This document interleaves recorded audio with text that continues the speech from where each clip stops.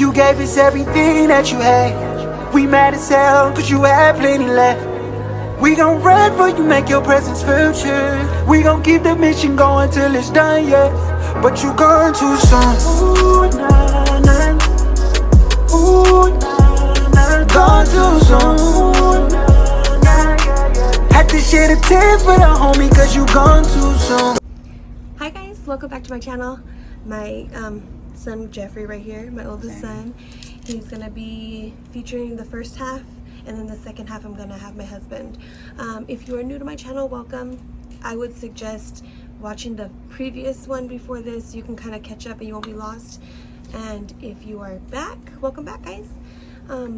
It's all happy right now because Jeffrey has been in a good mood, but I'm pretty sure that my mood's gonna change in a minute. So we're gonna continue from Saturday, the day of the accident, that night when my husband left, and it was just Jeffrey and I. That's where I left off. So let's get into it. Okay, so after my husband had left, it was just Jeffrey and I. And when I tell you my son was a mess, the way that they had flown him in, and since he didn't have any surgery, he was still like covered in like dry blood, and it was just a complete mess. So I just remember I'm sitting there and I'm looking at my son because he would not leave his side, and he's just looking at how he just keeps looking at him up and down, and I'm like, I could tell he's bothered. So then the nurse for the night comes in, a gentleman, his name was, that was Gia, right? Gia was our first. So it was a gentleman named Gia, and he was just super sweet. Like he came in and he was just cleaning him up, and he asked us if we needed anything. And every nurse that we encountered there, they would always come in, and when they would assess George and like clean up anything, they would just look at him for a second and like look him up and down, and they wouldn't say anything, but I could feel it, and I'll explain to you what that means later. But I would see them assess him and then they would leave. Well, the second time he came in, Jeffrey felt a little bit more comfortable to ask him, so he had pulled him to the side. He was just like, can I bother you for something? And then Jill was like, no, absolutely, go ahead, like what do you need? And he was like, can you do me a favor, like can you clean up my brother, because my brother doesn't like to be dirty, and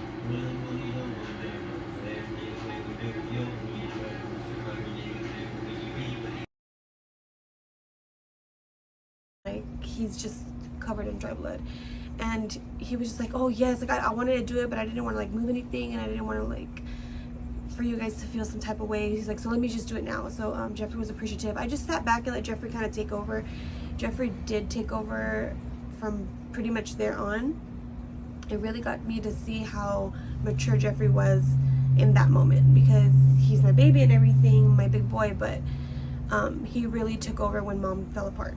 So he cleaned up George, and Jeffrey was just telling him like, thank you, I appreciate it so much. And I'm sitting there and I'm just looking at him, and right away, even when we first got there, I started recording. Like something with me was just like, record. Like I'm a person of moments, and even in this horrible moment, I was not gonna not record. I'm gonna remember him when he was born to the very end. So I was recording, and I still look back at these videos, which I am gonna upload and share with you guys, these very raw and very hard to look at videos. And just know that like I'm looking at them and I'm like, this is not my baby. And we're sitting there like, how the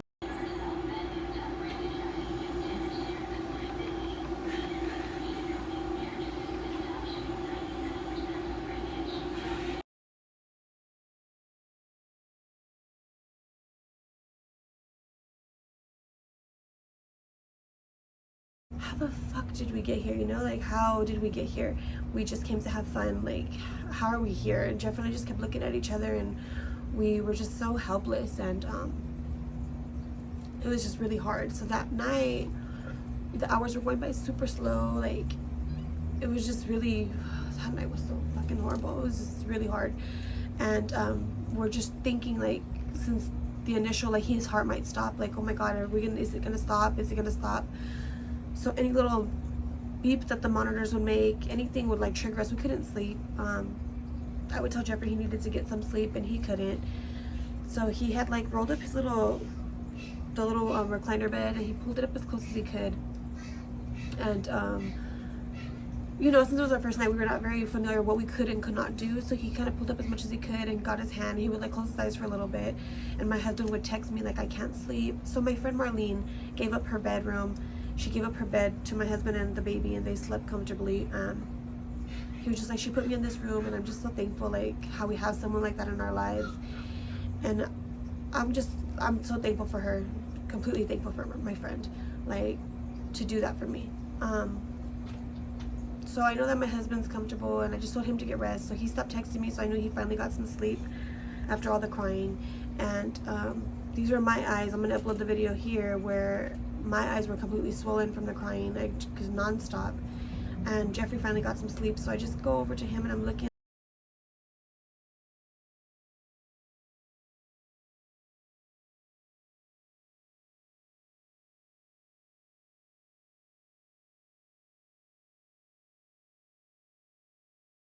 And I'm looking like, okay, like it all sank in. Like today, this Sunday, I'm gonna have to announce to everybody. I'm gonna have to spread this news to everybody before it's too late. I need to get some closure. I need to give people closure. They need to know what's gonna happen. So I sat there and I started texting out what I'm gonna post to my Instagram and to my family and friends. And yeah, this is what it said. Yesterday was the worst day thus far for my family and I. You all know I'm very transparent here with my life because all of you who follow me love my children and my family. As you all know, we were in habits of celebrating. Our son George was involved in a horrific accident. The injury was to his head, and they airlifted him to Las Vegas. As we got here, they let us know that his injury was so severe to his brain that it is unresponsive. At this time, we would like for you to all please just keep us in prayer. Keep my Jojo in prayer. Pray God gives him peace as we overcome our next obstacle. Aside from that, the ones who have been calling us and praying with us and sending texts, we appreciate you all and love you all so much. Please do not go visit my mom. Cecia has taken care of her and will let her know in person because she will not be able to handle this. God bless you all, the Contreras family. And we also asked that people did not message Audrey because at this time she still didn't know the updates. She didn't know that he was brain dead. And the reason why we told people not to call my mom was because, here baby, sorry. So my mom is blind, and I mean, she can get around the house, but my friends, my work friends who became my children, Cecia and Marilyn, were taking care of her. The morning I had to call Cecia and tell her was so hard because these girls love my kids so much. Like, they come and annoy them. They'll come and just pick them up randomly to go get chicken. They'll come and just take them, like, just randomly visit them and take them out to live their best damn life. So I called Cecia and I was like, good morning, love, like, how are you? And she's like, good. I'm like, how's my mom? And she's like, good, you know, everything's good, you know. She took her insulin. She's been good. Okay, great. Are you driving? And she's like, yes. I said, can you pull over? So she pulls over and she's like, what's the matter? Like, you could tell. So without me trying to cry, I told her, like, we were in an accident. Well, not we. Well, George was in an accident. And I just basically laid it out for her. And she starts crying, like, so hard. And that's the hard thing of telling people when you're not able to hold them. Just hearing everybody, like, one by one, the news you have to break. Like, they are breaking down and you can't do a thing for them. She's like, okay, I said, I need you to do me a favor. I need my mom not to know anything. Like, you need to go home. You need to go to my house, which I know is hard, and just act completely normal. And she was like, okay. And I was like, go ahead and, you know, like, let Marilyn know. She'll probably see the Instagram, but, like, let her know too. And she's like, okay. So she carried on and she did what she had to do, which was the hardest thing for those two to do, is come in our house knowing George is never going to come back there and lie to my mom. Because my mom always asks, like, have you talked to Mindy? How are the kids? All that extra stuff. And they had to lie to her because she would freaking lose her shit. And I was not in the state. So I had told her, because we were supposed to come home Monday, I had said, let her know that we're not going to come home Monday. We're going to stay an extra day. Because I wasn't sure, like, what, like, no one gave us a layout of, like, hey, this is when you're going to leave. So I was like, let her know we're going to stay an extra day. And I'll probably talk to her Monday. She's like, okay. So they did that for me. And then, so Sunday, anyways, I sent out that Instagram, and right away, the first person, remember I had told you guys the previous episode that I wasn't ready to talk to my ex's family yet. So in this time, one of the cousins that I still kept in touch with, from Bakersfield, she had messaged me right away. She's like, oh my god, Mindy, like, I'm so sorry, like, what do you need me to do? And I had already told her, like, you know what, I looked at my husband, I told him, like, it's time, and he agreed, like, yeah, it's time to tell their side. And he's like, I said, you know what, go ahead, you can go ahead and let Sandra know. Sandra is my ex's sister. She's like my kids, she's supposed to be my kids' godmother, and her and I were the closest. I said, you can go ahead and let Sandra know. And she said, absolutely. She did that. Right away, everybody found out from that side of the family. And I already did, like, my part. So I let them handle theirs. So then me telling my family, which was my big brother, like, he's the one that always keeps in touch with me. Him and his wife are consistently, like, always checking on the kids and I. We get together when we can. They were on their anniversary weekend. They were actually out of state. They were in Tahoe, is what I said, right? I believe they were out of state. And I mean, it's your guys' vacation weekend. Do I want to give you this news right now? No, but you know, I need you to find out before you find out from social media. So I text my brother and I said, look, I know that you're on vacation, but this is what happened, and if you have any questions, like, let me know. He did reach out to me right away, and everybody's first response is like, what do you need me to do? I mean, I still don't even know what I need you guys to do, but pray. Like, I just need prayer right now. As soon as that ran, the first person to repost it was our friend Karen. Karen reposted, then it was Crystal, Jessica, and then it just, like, everybody. It was repost after repost after repost. If you follow me on Instagram, you can see down on my highlights, I have, I want to say, more than 6 LLJC highlight reels, and it's just people, they're reposts, and if you start all the way from the beginning, you'll see consistent messages, and it was just so much love and so much support. Even me way over there in another state, like, I feel like I had everybody around me. Everybody was just like, let me know what you need me to do, give me your Zelle, let me send you some money, let me make sure you guys are eating, sending food to the hospital just so we could eat. I mean, we had no appetite, so we didn't eat. The last thing we ate was Saturday. That was when Joe was cooking when the accident happened.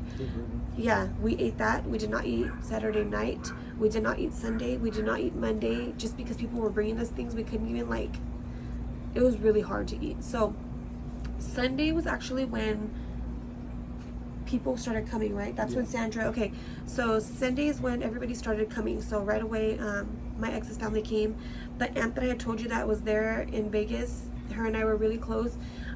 Seeing her was a breath of fresh air. Like, I had to introduce my husband right away, because somebody I wanted him to meet for years already, you know, like, just the sweetest woman I know. And I finally, like, had a mom there. You know, I had somebody to, like, okay, let me lean on you now. Let me give you some of my grief. Let me help. You could help me carry this. So I leaned on her, and just the best. The Amirian's the best. So she came, and then I know when one of his sisters could not make it, Marilyn had COVID. So she asked if she could FaceTime me, and I said, yeah, because, you know, I'm sitting there not doing anything. And we just, you know, caught up, and it was more like, look, I'm sorry, in these past years we haven't, you know, had any conversation, and I'm sorry that things went south after the split, and I'm so, you know, it's a lot of I'm sorry, but she wanted to talk to my husband and basically tell him, like, thank you. I want to thank you for being there for my nephews and my niece, and thank you for giving them a better life. And that was his first thank you from that side of the family, which was really big for her, really big for me, because here's my husband. He has no perception of them other than, hey, your brother doesn't show up for court. Hey, your brother never showed up for the kids. What made you quit the kids? You know, like, he didn't understand. So he had a lot of anger, a lot of resentment towards them. So her saying that was the first, like band-aid. You know what I mean? It was his first band-aid. So that was his first.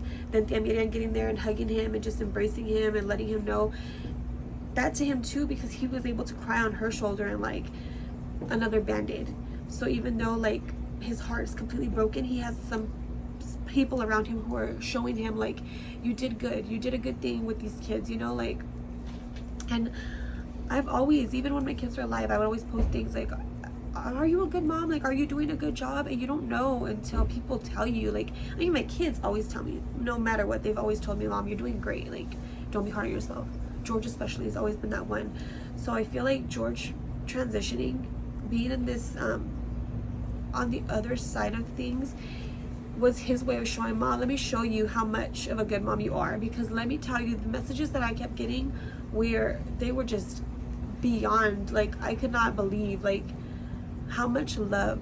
I want to share some of those with you guys too. So after Karen, Jessica, and Crystal had, the Garcia sisters had already shared, it was obviously my best friend Laura. She had put something up, but we've been texting consistently through, because we had a group chat from the Havasu trip. So myself, Vanessa, and the sisters and Laura, we were already texting. The only one that wasn't texting back was Joe, which had my husband and I worried, like, Joe's not texting us. Oh my God, ghetto.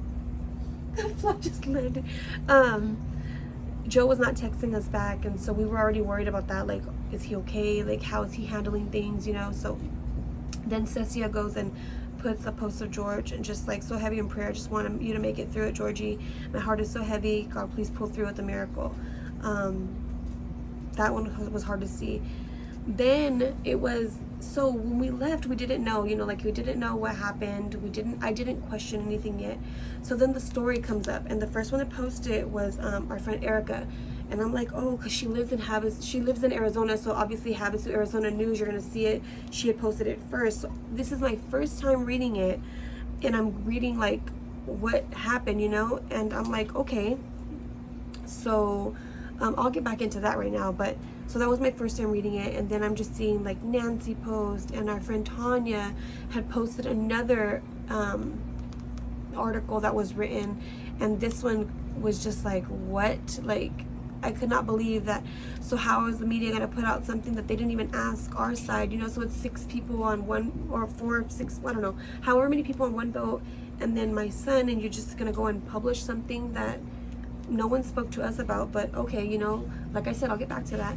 So then reading those was getting me angry, but then reading everybody else's stuff was just kind of having a balance. So Tanya also had posted this one of my family, and it was just like, please pray for my good friends. Their baby was in a horrible accident yesterday in Havasu, and need every prayer they can get.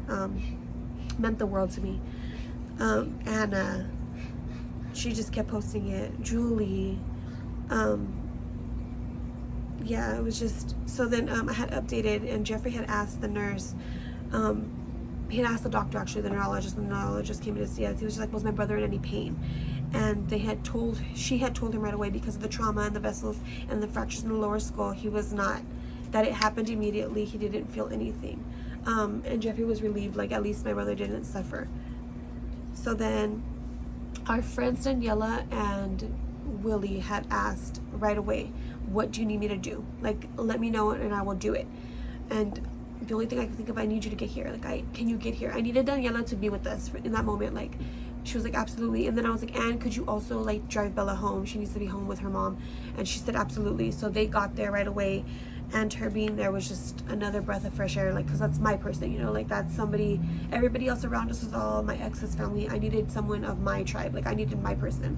So when her and Giselle got there, Willie didn't go upstairs because he was downstairs with their other baby, but Giselle and Daniela being up there, Daniela seeing my baby, holding my baby, them holding us, like, was really, we needed it so much. So at that time, that's when the children came up there, child development people came up there, and they helped Bella do her handprints with her brother. They helped Jeffrie do his handprint with his brother. I'll insert those videos right here. They gave us his heartbeat rhythm in little vials so we could take those. They did everything that they could, but then I was like, then I posted, what hurts more than us grieving is JoJo's friends grieving. So before I even read these, it was the night on Saturday night, before we even told anybody else, when it was just very private, I was like, we have to tell his friends. Like, his friends call him consistently. They are on the phone, especially Dre. Like, they're on the phone 25/8. Like, they're always on the phone. We have to tell him, because they're gonna wonder, like, what the hell, like, how come he didn't call me back? I mean, I know that he's with his family, but even then, Georgia should have text, or they'd be on the phone. Like, regardless, you know, like, it's so normal to us with them being on the phone with their friends. Like, you know, it's like, if with him, with Nick and Damien and Dira, it's like they're always with us. So then with George, it's like Dre and Johnny, they're always with us, you know, like, it's just normal. So I was like, we have to tell them. So Jeffrie goes and he makes the call. You called who? Andre first? He called Johnny first. And you could hear Johnny was just like, no way, like he couldn't. And I mean, here I am not knowing when his last breath will be. You know, we had asked him, do you want to see it? He did want to see him, so we showed him, and he just broke. We called Andre. Andre does live in Vegas. He didn't break. It was just heartbreaking. I asked my husband, anybody else? And he's like, well, let me go through his phone really quick. So he went through his phone, and he was just, because, you know, he has some exes. So he's like, there's a couple that, you know, like I want to see if the communication was still strong for them to know. And the one that was like recently was Zoe, little Art. She just, like, they were still friends. So it was like, just, he would text her goodnight and she would check up on him. And so I'm like, well, she's gonna wonder where the goodnight message is, you know.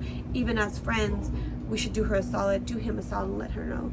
So my husband called her, and she was like, I'm not home right now, let me call you back.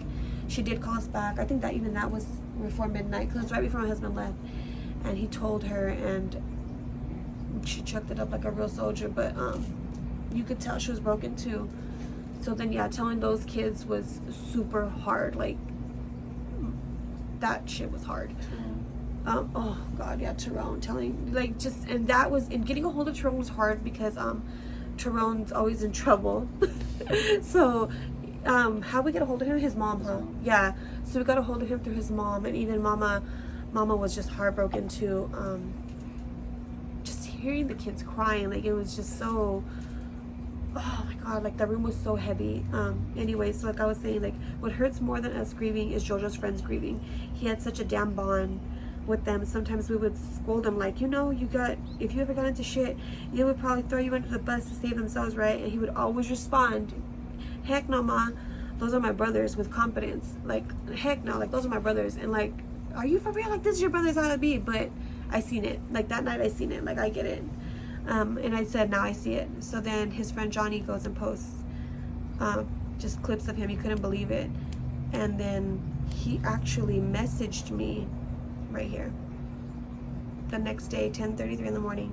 Hey moms, I know you're a strong woman, and I know this is hard. I love you. Thank you for bringing him into this world. I love George to the bottom of my heart. He's forever gonna be in my heart.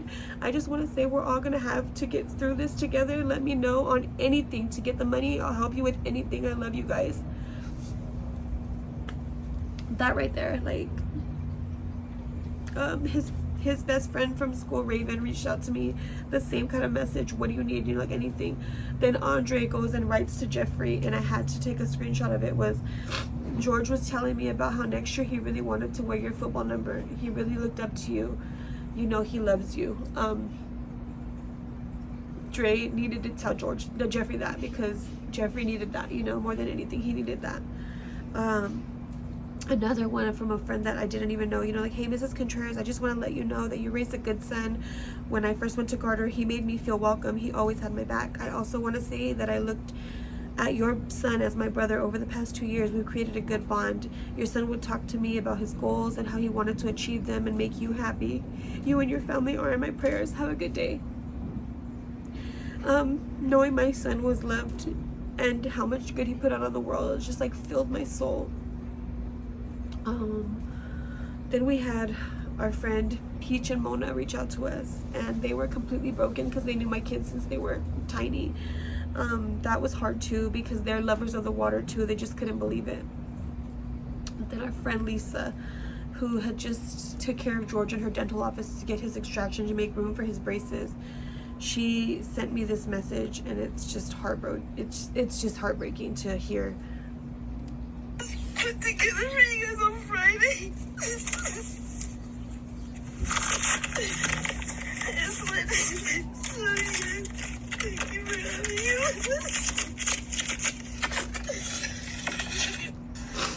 So that too, like, just how much people, how many people loved him was really affecting me, but it was holding me together. Take a moment.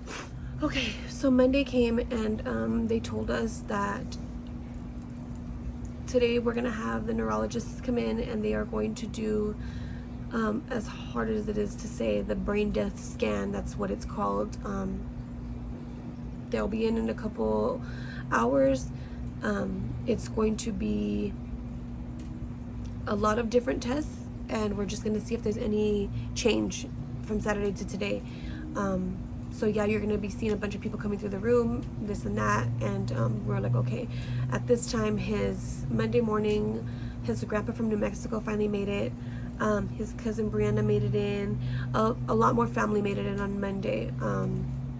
So Bella's already home. It's just us. It's my husband, myself, and Jeffrie, and we're just around all these people coming in and saying hi and leaving. Yeah. So anyways, that morning, Cecia had wrote to me, whatever this day holds, remember God is bigger and stronger than anything you're facing. Rely on his strength more than your own. If you're overwhelmed, give it to God, because his hands are big enough to hold your worries, your doubts, and your fears. And like, I needed that one. Another one that completely got me was my friend Raina from high school. Please keep my childhood friend Mindy and her family in your prayers. Her son was in a horrific accident this weekend and is currently on life support. Though we haven't seen each other in years, we've kept up with each other through social media pretty much since high school. I've had the privilege of being able to watch her babies grow and see the beautiful family that she and her husband have blended together.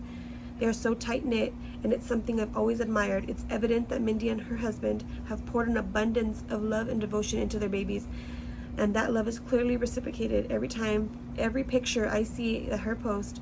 Her son George has his arm wrapped around her and is touching her in some way. His love for his mama is undeniable, and I pray that brings Mindy the comfort in the midst of the storm, and it absolutely did. Just her pointing that out to me absolutely did. I pray the Lord covers this family with comfort and peace that surpasses all understanding. Keep your eyes on Jesus, Mindy. He will see you through. Fear not, for I am with you. Be not dismayed, for I am your God. I will strengthen you. Yes, I will help you. I will uphold you with my righteous right hand. Man, that message, I needed it so much. And just a consistent, everybody just kept sharing. That was actually the day. So we're sitting there, you know, you're in this predicament, and you're not thinking of anything else. You're not thinking of finances. You're not thinking of anything but like your baby. You know, you're just praying for a miracle. So Sandra was making her way back to Vegas, because she had came, but she was making her way back. And when she was making her way back with all the other sisters, that's when Junior came, right? Yeah. So their dad came. The thing with him, it's a really black and white. It's a very gray area, actually.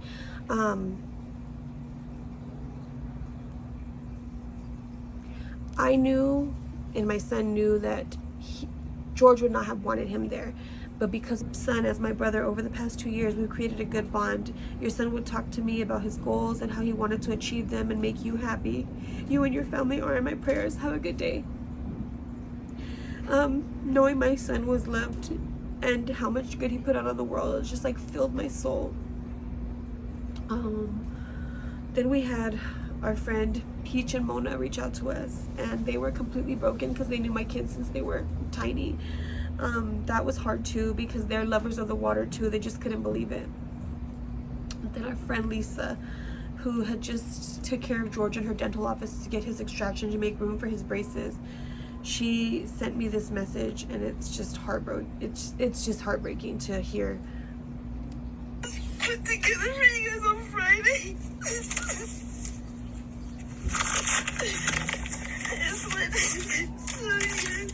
Thank you for having you.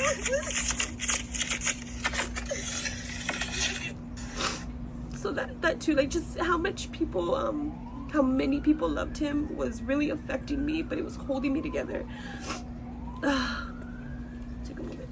Okay, so Monday came, and they told us that today we're gonna have the neurologists come in, and they are going to do, as hard as it is to say, the brain death scan. That's what it's called. They'll be in a couple hours. It's going to be a lot of different tests, and we're just going to see if there's any change from Saturday to today. So yeah, you're going to be seeing a bunch of people coming through the room, this and that, and we're like, okay. At this time, his Monday morning, his grandpa from New Mexico finally made it. His cousin Brianna made it in. A lot more family made it in on Monday. So Bella's already home. It's just us. It's my husband, myself, and Jeffrie, and we're just around all these people coming in and saying hi and leaving. Yeah. So anyways, that morning, Cecia had wrote to me, whatever this day holds, remember God is bigger and stronger than anything you're facing. Rely on his strength more than your own. If you're overwhelmed, give it to God, because his hands are big enough to hold your worries, your doubts, and your fears. And like, I needed that one. Another one that completely got me was my friend Raina from high school. Please keep my childhood friend Mindy and her family in your prayers. Her son was in a horrific accident this weekend and is currently on life support. Though we haven't seen each other in years, we've kept up with each other through social media pretty much since high school. I've had the privilege of being able to watch her babies grow and see the beautiful family that she and her husband have blended together. They are so tight-knit, and it's something I've always admired. It's evident that Mindy and her husband have poured an abundance of love and devotion into their babies, and that love is clearly reciprocated every picture I see that her post. Her son George has his arm wrapped around her and is touching her in some way. His love for his mama is undeniable, and I pray that brings Mindy the comfort in the midst of the storm, and it absolutely did. Just her pointing that out to me absolutely did. I pray the Lord covers this family with comfort and peace that surpasses all understanding. Keep your eyes on Jesus, Mindy. He will see you through. Fear not, for I am with you. Be not dismayed, for I am your God. I will strengthen you. Yes, I will help you. I will uphold you with my righteous right hand. Man, that message, I needed it so much. And just a consistent, everybody just kept sharing. That was actually the day. So we're sitting there, you know, you're in this predicament, and you're not thinking of anything else. You're not thinking of finances. You're not thinking of anything but like your baby. You know, you're just praying for a miracle. So Sandra was making her way back to Vegas, because she had came, but she was making her way back. And when she was making her way back with all the other sisters, that's when Junior came, right? Yeah. So their dad came. The thing with him, it's a really black and white. It's a very gray area, actually.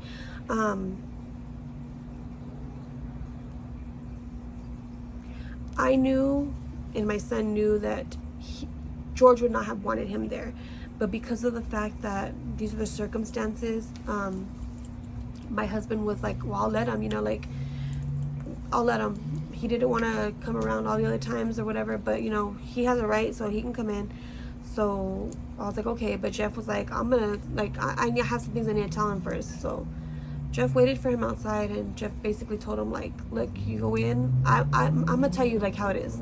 George wouldn't want you here, but I'm gonna let you go see him. Just don't hold his hand, don't touch him, you know, no fake shit, because it is what it is. And he basically told Jeffrie, like, oh, how do you say it?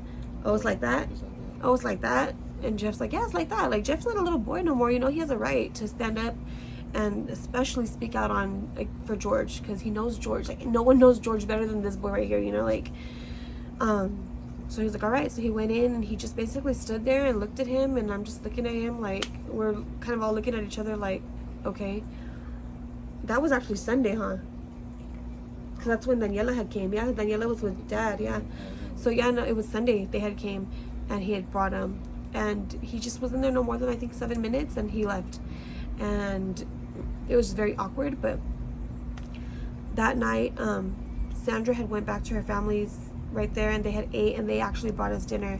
So we did take a little bit of bites of things, but it was nothing. Sandra had told us, she said, hey, there's a GoFundMe going around. Do you know about it? And I was like, no. I mean, I'm on my phone, but I'm reading my messages. You know, my DMs are falling behind because I'm not reading everybody's messages. So she's like, yeah, it's a GoFundMe. So I asked, my friend Marlene had brought it up, and Marlene had said, oh yeah, Angelique. And I'm like, oh, Angelique made me one. That's so nice, you know.